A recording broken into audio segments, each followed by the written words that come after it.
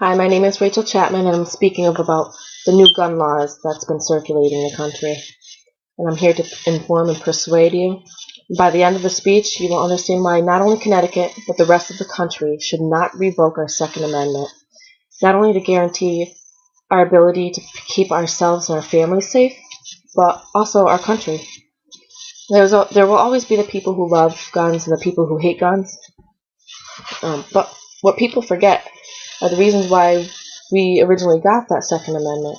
The Second Amendment was the right to bear arms to protect ourselves and our state. So that is taking away our right to protect ourselves in our own homes, should we need, or if our country ever became under attack, and although we have great armies, if they needed the community to help. I recently watched a video of a 15-year-old girl on YouTube who has been shooting for 8 years.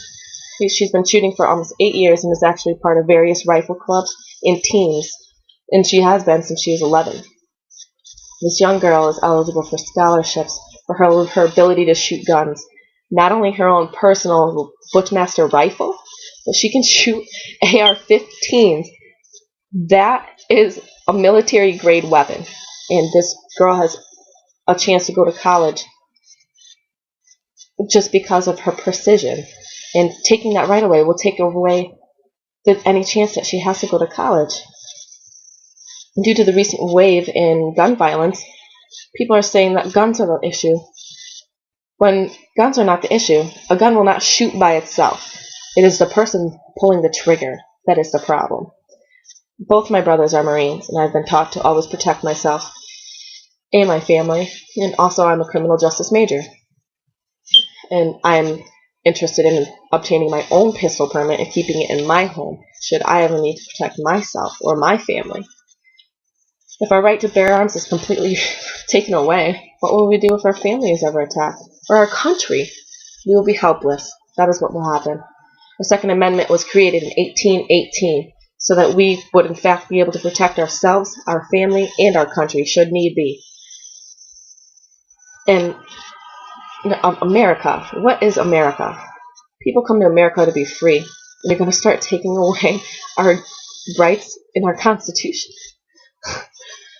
Although guns are much different from what they were years ago, it used to take about 15 minutes just to load the gun. Now you just pop in a few bullets and got a working gun. They still exist for the very same reason, and only now young teens and young adults can achieve scholarships for those precisions that they have in them. It's like a sport if it's in the right hands. This just means it is just a means of regulating the laws, so the criminals, very young children, and the mentally unstable cannot and will not have access to any firearms. Our Second Amendment in 1818 states that we have the right to bear and keep arms to protect ourselves and for the state. That means our U.S. Constitution is supposed to be protecting our rights to not only keep but bear arms. With that being said, all we may have we may have some really great soldiers and awesome armies, but the Second Amendment was made so we could protect ourselves should an emergency happen in our home, property, or our country. Now, jumping ahead in times, guns are still used for the same reason. Some abuse them, while others take advantage of the opportunities they can bring. The story of this young girl will never leave my head. The video on YouTube is actually titled 15-Year-Old Girl Leaves Anti-Gun Politicians Speechless, and she left me speechless. I understand how stressful it is to constantly struggle in order to meet the minimum to pay for school. We connect on a very good level there, because without my good grades, my financial aid would not permit me to attend college at all. And then I'd be a waitress for the rest of my life, legally making below minimum wage and praying that the table tips me. But, excuse me. This young girl depends on the scholarship opportunities that she has for her ability to shoot. The government is trying to take this away from her? For what? Because gun laws were too lenient before?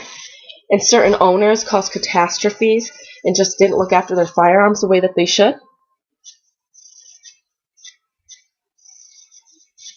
That's not okay. What needs to happen is we need to start with rigorous background checks, in my opinion. I say if you are mentally ill, you may not keep or bear arms. If you are an ex-convict, you may not keep or bear arms. And if you fail a property search, which they even do for dogs, which you should do for guns, if you fail the property check for not having a nice, safe place to tuck away those guns, should you have children or any mentally unstable people living with you, you may not keep or bear arms.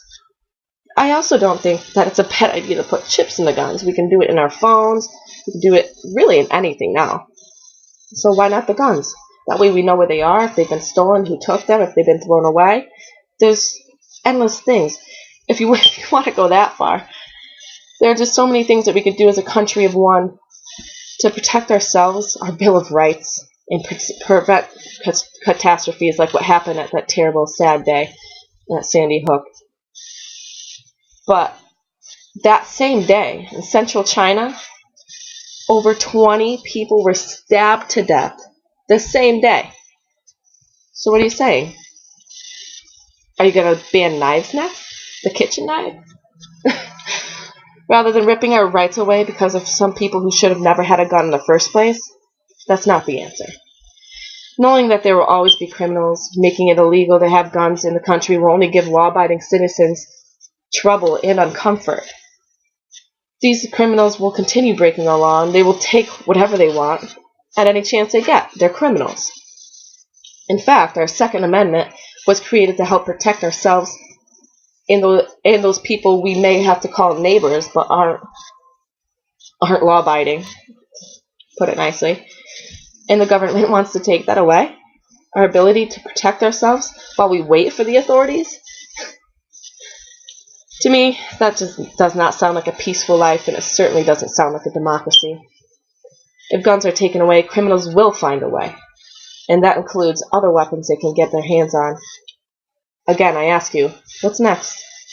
Banning kitchen knives? Thank you.